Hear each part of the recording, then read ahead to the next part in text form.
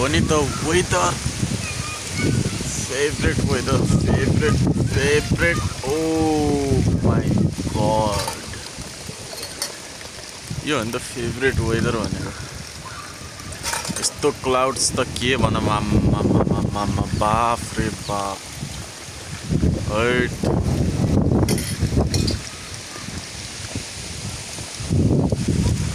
यसलाई भन्छ वेदर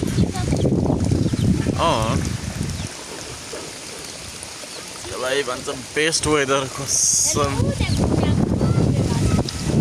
बादल घुमिरहेको छ यहाँनिर कस्तरी घुमिरहेको छ बादल हाम्रो यतातिर यही हुन्छ र मलाई राम्रो लाग्छ क्या काठमाडौँतिर यस्तो बादल हुन्न नि कहिले पनि